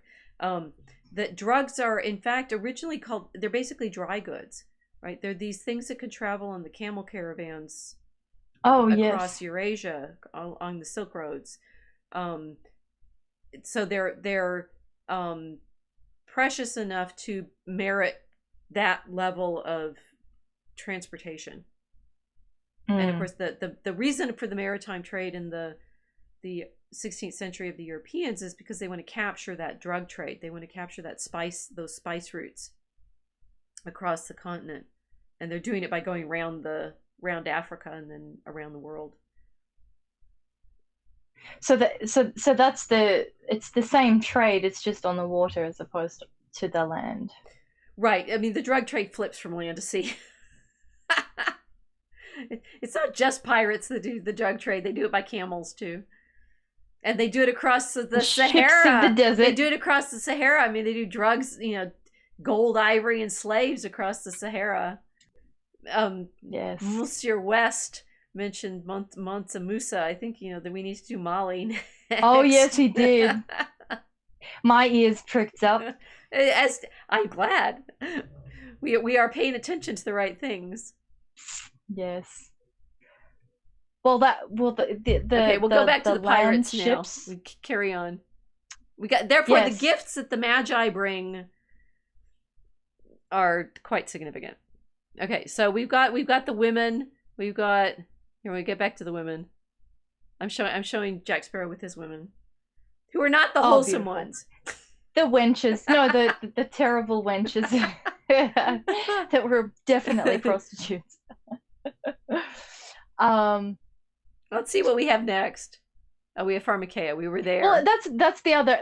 Now we have tea. Human trafficking. I put these things together in the slides for a reason. Now we have tea because, of course. Oh, we're on tea. No, we're on tea, which is what Tom Holland as this character. He's magnificent. Do you know his other roles from the guy who plays the baddie of the East India Company? So one of his other great roles. Yes, the short one. The short one is Rev. Yes. He's a reverend. He's this Anglican priest in inner city London, with this shrinking congregation, and it's brilliant. He's excellent. Yeah. So seeing him as the baddie in the Disney glamoranza is pretty funny. So he's drinking his tea, and then he's gonna go to the destruction of his fleet because the pirates are beating the corporation. Hurrah. Well, tea's a part of the story, isn't it? As another spice.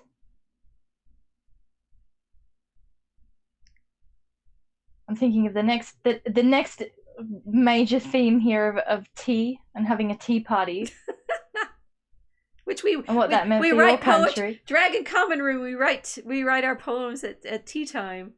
Yes. Yes, we do. I mean, I initially thought of it just as, and this does actually layer into it.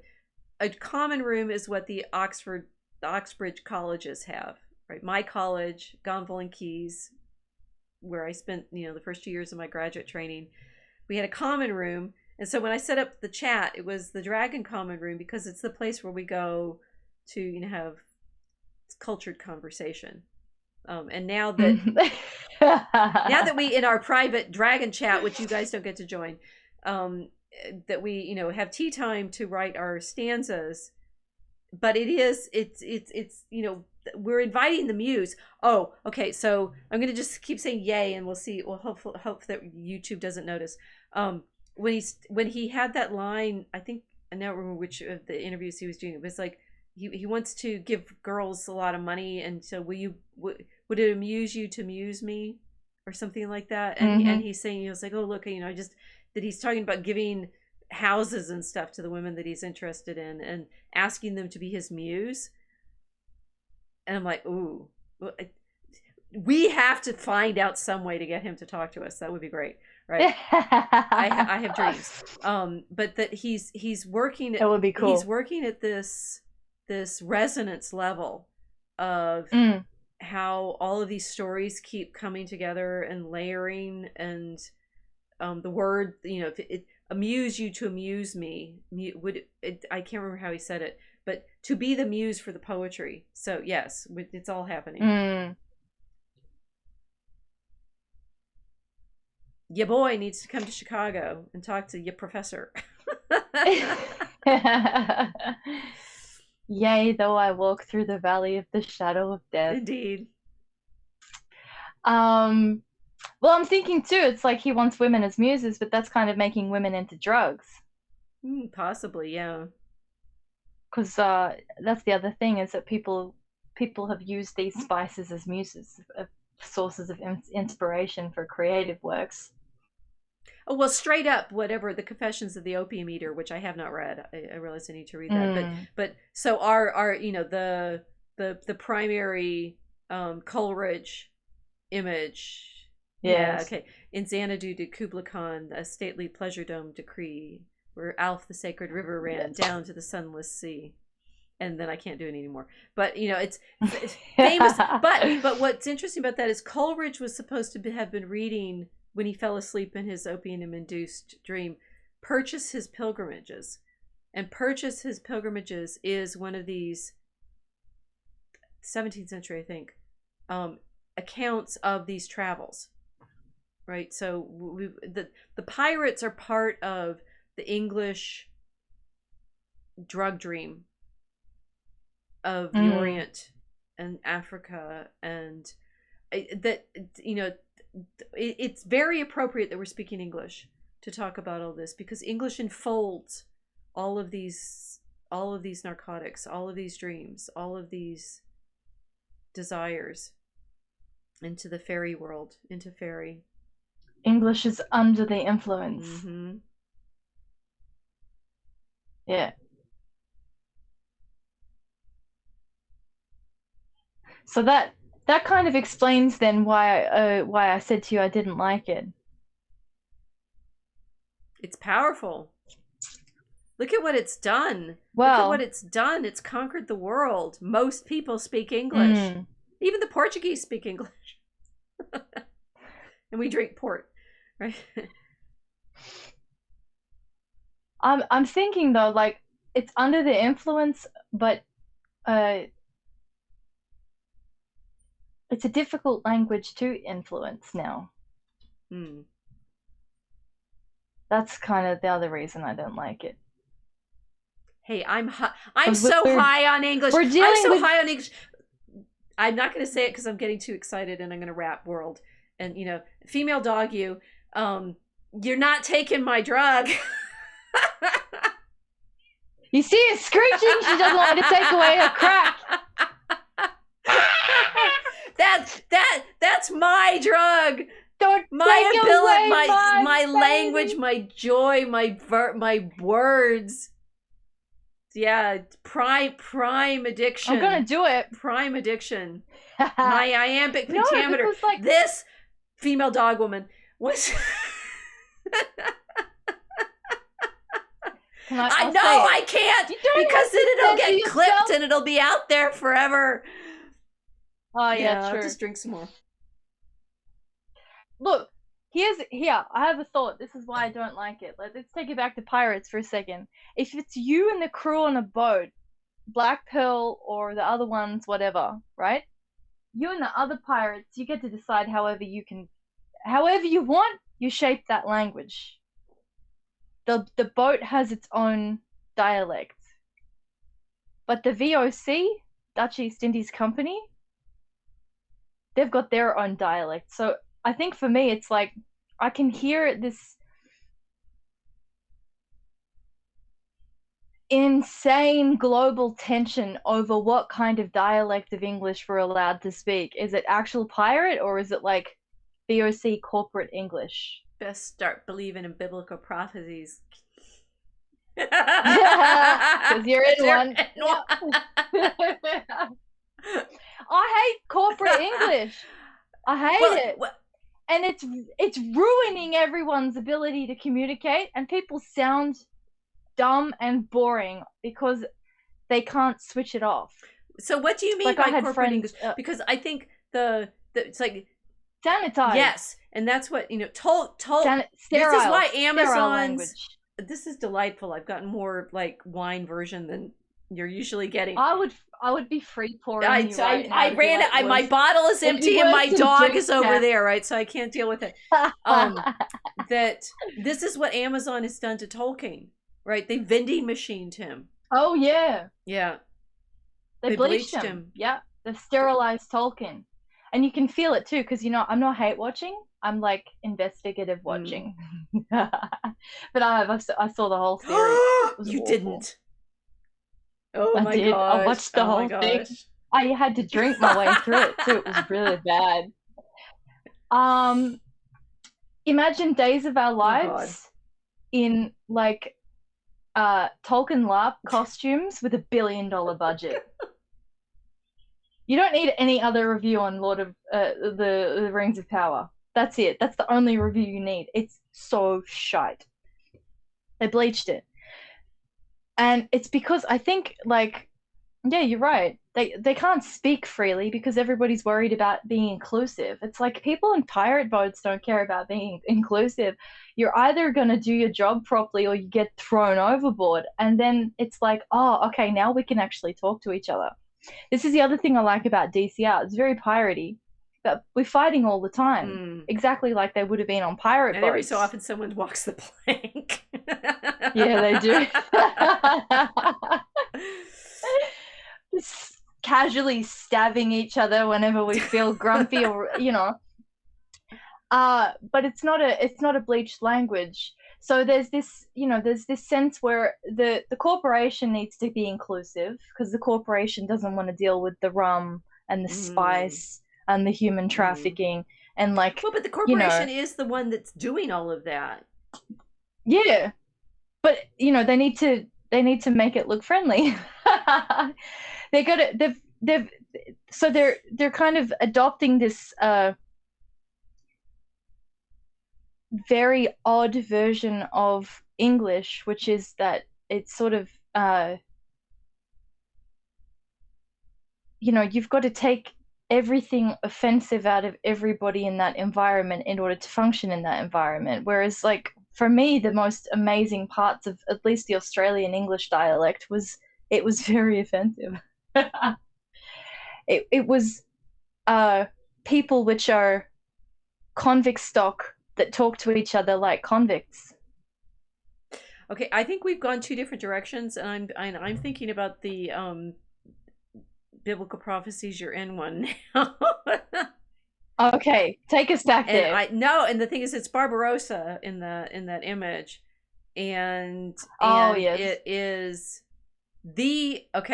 we did it, and we got there, and we didn't mean to get there, but we're going to. The most offensive thing that people are saying right now is we're in one. Oh. Matey.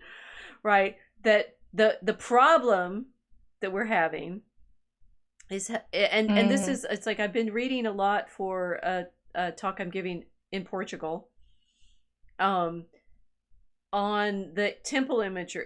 You defector. You defected from the Anglophone I know, world. it's great. Catholics want to talk to me, and they're going to take me to Fatima, I hope. That, oh my God, I can't believe I'm going to get to go to Fatima. I can't believe it. That's going to be amazing.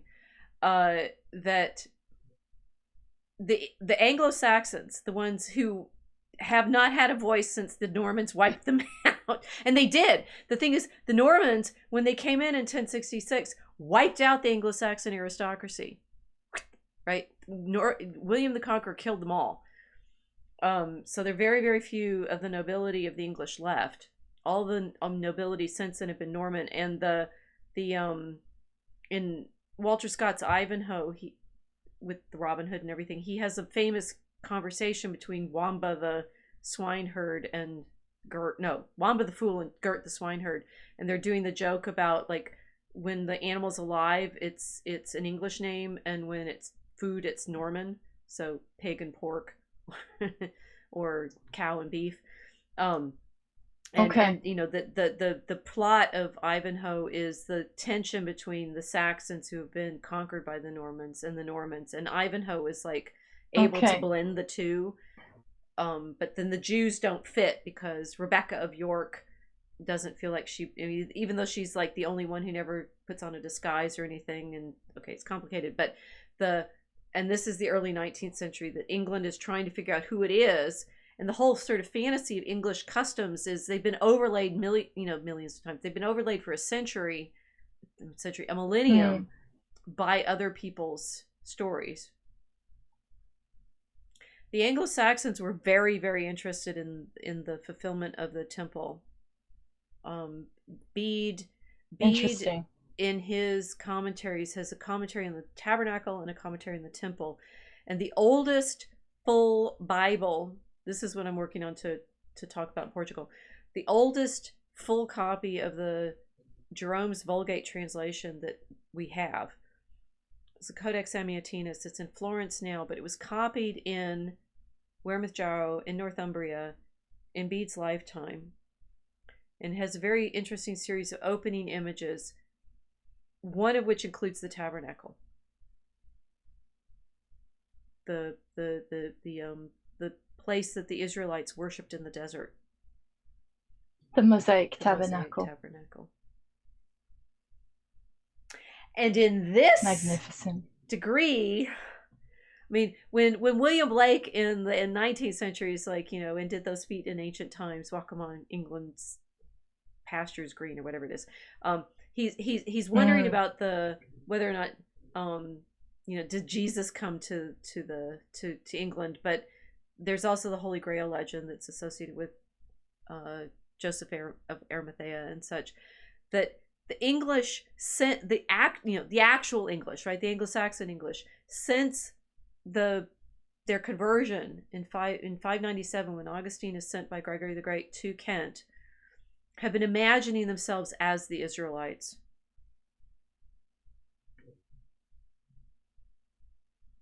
Because they're in the biblical prophecy. Best start believing in biblical prophecies. You're in one.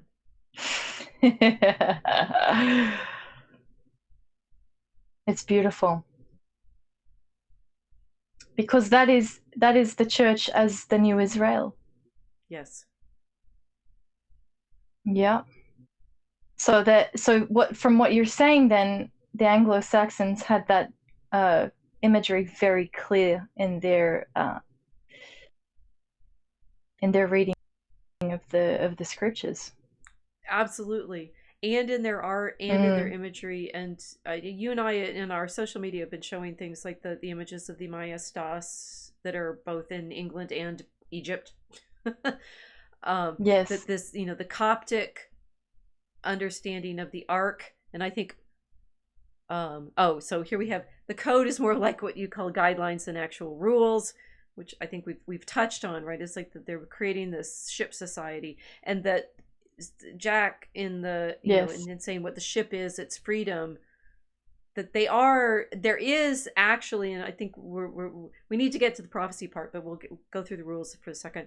That there is a way in which these pirate codes or these bills of rights that we think of as quintessentially conservative American are actually pirate agreements. And I think there is discussion out there that shows that this kind of brotherhood of equity that these pirates develop becomes a part of the American mythology and its political sphere. But I want to talk about the Ark instead. Yes. So now we have so think about what they're going after in these movies, right? It's like we've talked about family and rescuing your father, and, you know, marriage, and, you know, the relations between women and men. But at the core of the stories is, well, there's the treasure chest full of Aztec gold. There's a fountain of youth. I forget what's in the Penelope Cruz one, and the last one. No, that was the Fountain of Youth. That was the Fountain of Youth, and then the second and third, that was Davy Jones's heart. Right. Yes, the heart. beating hard in the And chest. then the last one is a map with the constellations, which I think I didn't get any screenshots of. So we're doing the arc. I mean, the chest full of gold that you find in the midst of this sacred grotto, cavern, hidden space. Oh. Sounds a lot like another chest. I mean, who knew that we were watching Raiders of the Lost Ark the whole time?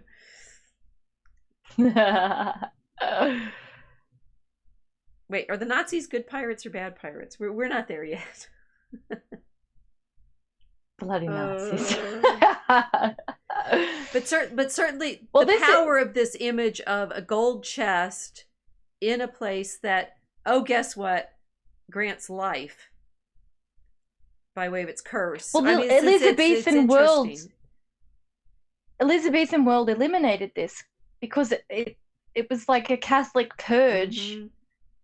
Then England and Britain becomes this Protestant hellscape. And suddenly there's no tabernacle. So they're not seeing the Mosaic tabernacle, and they're not seeing the Ark of the Tabernacle. Right. But the pirates see it. Well, it's interesting that in this particular telling. In this telling, so it's the Aztec gold, which we started with. The Drake and Hawkins really were going after. What the Spanish are taking from Mexico and Peru. That's Inca and Aztec. But in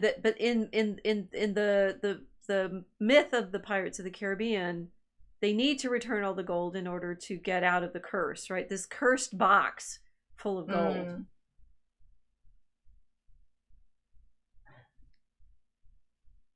Yes. Makes you immortal, but you don't enjoy anything. I think you said something once to me about how the curse, how interesting that curse is. I don't remember what I said. You don't feel anything. You can't enjoy anything. Oh yeah, like a kind of Half-Life. Yeah. You're undead. A bit like the English. We call them whinging poms here for a reason. Sorry. It sucks. I'm sorry. The English, they ripped their heart out. The beating heart of England in the chest. Wait, I've got that one too. Oh no, that's the Fountain of Youth. Davy Jones rolling around with this thumping Catholic heart of Britain that has just been ripped out of its chest. No one's having a good time. There's no gold ark. It's just well, it's a kind of faux reliquary. Mm-hmm. And it is. So what Davy Jones now I'm showing the ark of the chest, and they're looking at it. That he takes it out because he's giving it to his love, who is supposed to keep it for him. I mean, it's an interesting, like, literal image of what you do when you fall in love with someone and give them your heart. But it's also a and it's a parody. The thing is, I'm now in love with these movies, and they can do no wrong, and therefore I'm going to find a good reason for it. But that it is what a reliquary was supposed to be, which was, the love for Christ, the love for God of the saints, reverenced through relics of their bodies.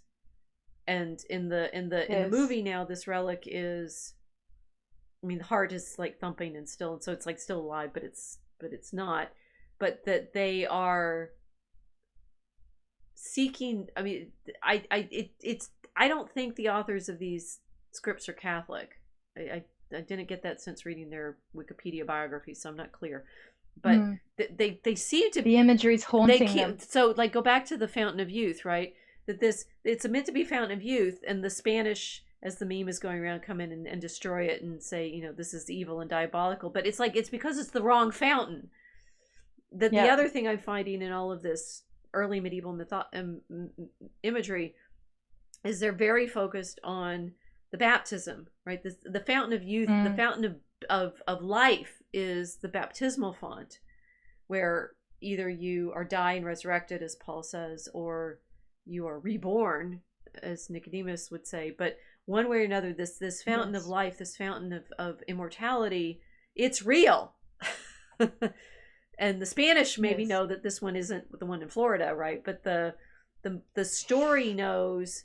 It's like the story knows the truth and keeps wanting to show us. Yes. We keep finding these plots where we find the treasure chest full of gold, the fountain full of life, the ark full of love.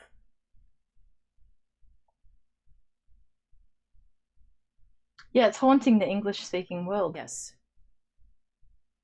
The Anglophone peoples are haunted.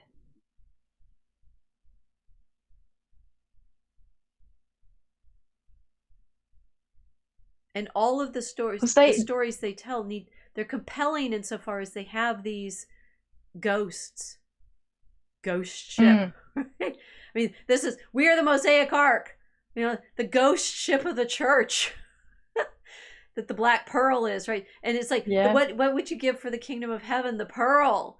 The pearl is this image of the longing for heaven. And it's a haunted ship. Well, it's been hijacked. Hijacked and haunted.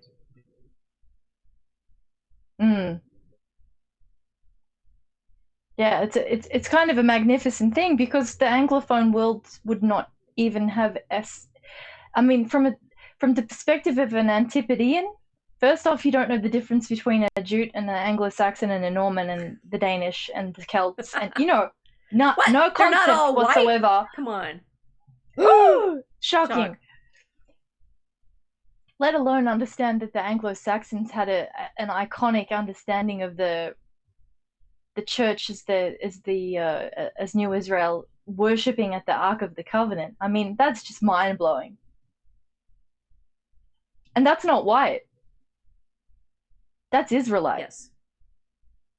You're in one. Yeah. Yeah. Let's start believing it. Very cool.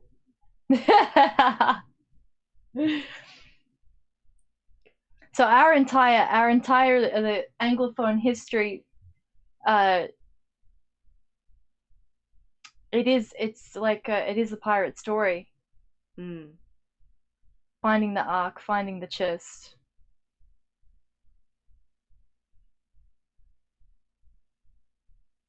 Returning to this understanding of what actually made the English world. And I think everybody's trying to do that. The woke mob, they're angry. They play on a existing haunting. People feel that there isn't something quite right with it. Yes, I think you're right.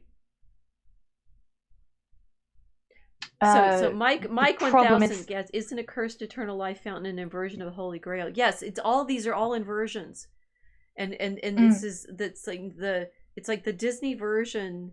I mean, it's interesting that the Pirates of the Caribbean in fact inverted Disney in certain ways, but the inversions of the longing and the desire for the ark, for the font, for the relic. And that the woke, I mean, we've talked about this before, that the woke understand this. They want to be in the rainbow somehow. They want yes. the covenant. They want to belong to life again. And instead they keep getting these inverted, not even and so it's like we're going back to the good guys and the bad guys. What's lovely about the Pirates of the Caribbean movies is which are the good guys and the bad guys. And so there's always that line of maybe it's better to be a pirate. It's like, well, what does that mean? Yeah.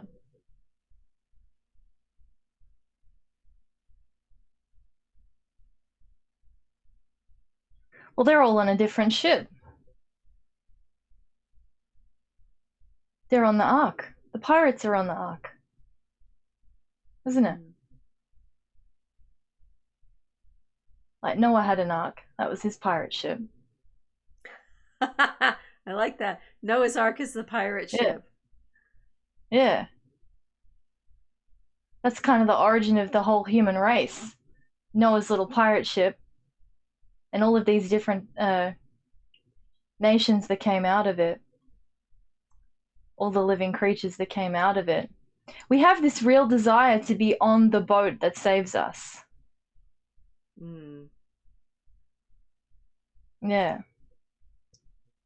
As opposed to the ones that are transplanting us all over the place and putting us on plantations and in convict colonies and all sorts of things. It's the same stuff. It's just an upgraded version over and over and over and over again. Right.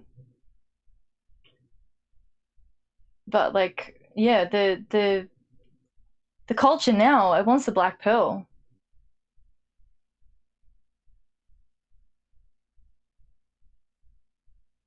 Which is, of course, as you would read it and I would read it, is the Song of Solomon. Shunammite, I am black but beautiful. Right. Like this kind of deeper understanding of the Christian mythology behind our civilization, and like who the ark is, first off, because it's a she. It's a person. Which I'm assuming that Anglo-Saxons knew. Yes, and they, I mean, and the thing is that they have much of this story, much of this understanding, because they have very close ties to the East. I mean, they're there in Northumbria being raided by Danes later, but in Bede's time, they have teachers of Greek, and they seem to know, I did not know this, flat earth people prick ears up, they seem to know Cosmas Indicopleustes' famous account of the Cosmographia, and I wrote about this in my blog a few years ago in the Flat Earth Problem, that Cosmas describes in fact creation as the ark, or the tabernacle with the ark, and that ends up with this flat earth with the dome and the like trunk shaped, right? It looks like the treasure chest, and it seems Bede goes with the spherical cosmography and describes that in detail, but that they are so focused on the tabernacle and the ark and the temple, and they also have the Marian feasts. They have them earlier than some regions on the continent, and so much so that when the Normans show up, it's like the English have been losing their devotion to Mary progressively. When the Normans show up, the English are celebrating the feast of her conception, of Mary's conception.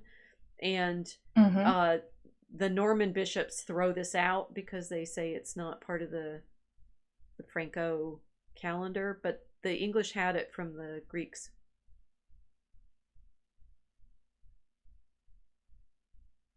So they had an Eastern orientation.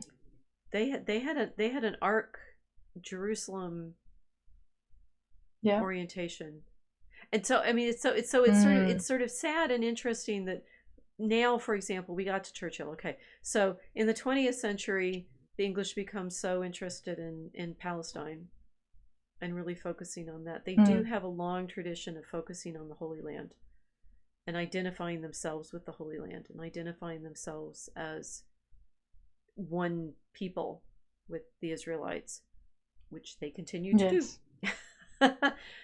So, I mean, that Barbarossa would better watch out, matey. You're how does he say that? It's when he's saying, I don't believe in fairy tales, and he says, well, you're in one.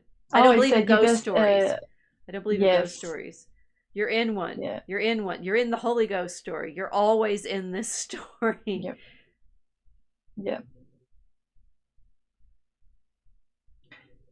Well, this is the other thing too. It's like, you've got Anglo-Saxons identifying themselves as Israelitish, because I'll say Israelitish because, of course, it's the understanding is of the church as Israel, which isn't unique to Anglo-Saxons. It was the Coptic view of things as well. And so this is the other thing, is like this pirate kingdom that we're living in now, where everybody wants to be on the boat that saves them. Everybody on the Black Pearl, it's not where you were from before you were on the Pearl. It's like it's Jack's crew. Right. It's like you're on the Right. Pearl. Where, you know, who are you? Oh, we're the crew of the Pearl. Oh, cool. And that becomes the entire identity of those people, because they're, you know, throughout all of those movies, just kind of cheating death, constantly trying to do something, either kill Jack Sparrow or save him at the same time. And sometimes, you know, they can't decide which one. That's part of the mythology. It's like, all right, well, you're pirates now. You're a crew of this particular ship. This is your identity. I think that's where I'm seeing it now. This part of the story, the collapse of the Anglophone maritime vending machine, the sea power. This part of the sea power history. It's that everyone's got to figure out what kind of boat you're on. And whether or not you want to be on the Ark, or you want to be on the English Navy, or the Dutch ships, or whatever it is. It's like starting to think of ourselves as maritime people, instead of maybe getting caught up in more narrow definitions that don't really fit what's happening with the globalism situation. Well, I mean, so what we've been exploring is, I mean, with the vending machine people, with my Route 66, with all the global problem is millennial. It's not new. I mean, this claim that, you know, we're in this new world of the global. No, we're not. it is human history to be in these tensions.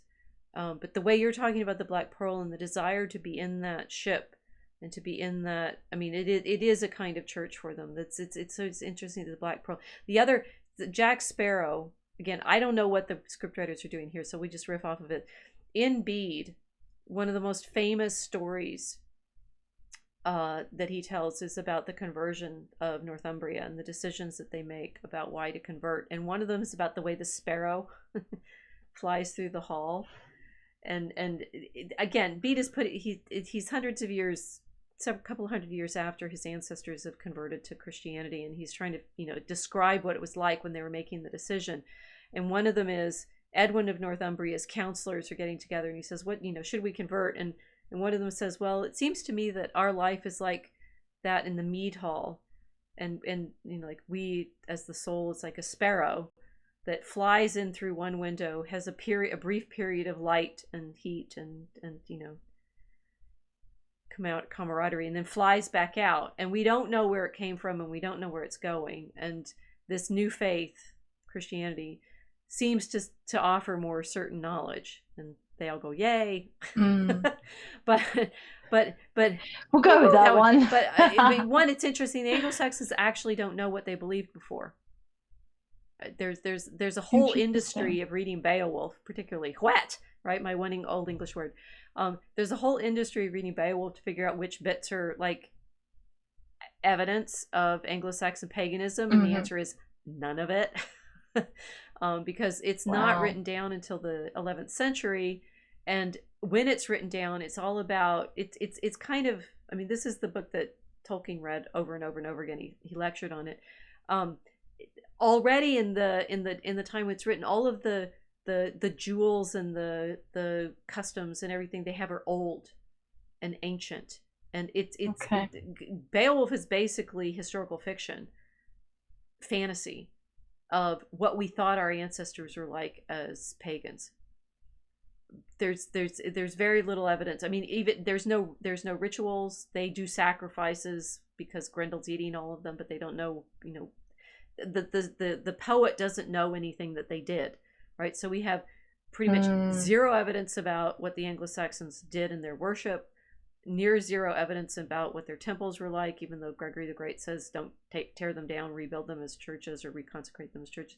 It's very interesting. It's like our knowledge of what the Anglo-Saxons were before they converted to Christianity is basically like Bede makes it in the Sparrow story. We don't know. And we know very little. You know, what we think we know about Germanic religion is likewise written down in the Christian period. So, the Israelite story becomes the mythology of Europe. Yes. And this desire to be in the larger story of creation, which is also told in Beowulf. It's like the harpist, the bard in Beowulf and Herut in Hrothgar's Hall sings the story of creation, sings the story of Genesis. And we have lots and lots of, I could pull up the book without knocking my wine glass over, Old English poetry, but it's mainly Christian. Beowulf and then creation stories. So the feeling of being in that biblical prophecy, right? That is English, right? If you want to be English, you're in the biblical prophecy that says you're an Israelite. You're in the ghost story. You're in the ghost story. How did we pull that off, right? Yay is right. On layers that we haven't even got to yet. But he's right. Oh, totally. Yeah. So the English as the slavers' language, okay. Mm-hmm. English as the mythology that develops in Elizabethan England. English as it's iambic pentameter. If you're not writing iambic pentameter, you're basically not doing English. It's all of these layers, which is also why, it's like we carry all of this with us in our speech. I carry all of this with me in my actual genealogy. It is us, right? And whatever Hawkins was before he was Hawkins was English. Or Devonshire, whatever. But that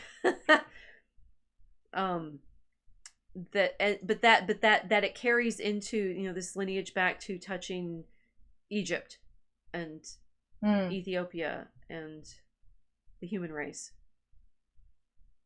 One Christendom.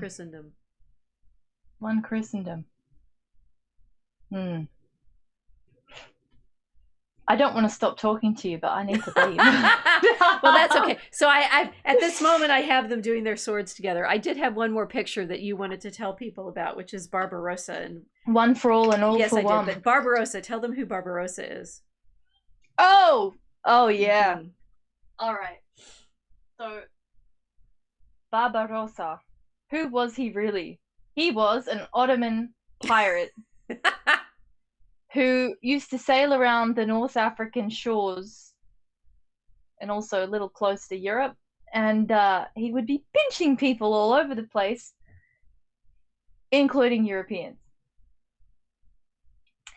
Then bringing them down into the Ottoman controlled areas or the North African region and selling them in slave markets to buyers, some of whom look exactly like Kanye West. We're all one story. Yeah. The ghost story. We're in that ghost story. So we're back to that crack monkey. And we're all smoking that pipe. Yes. Some of us are just more honest about it than others. Well, now that my Hawkinsian lineage is assured, it's like, well, you've come clean now. Everybody knows your secret. Well, insofar as they watch the Mosaic Ark, and now you realize I'm deeply family. You have family investment in Draco Alchemicus.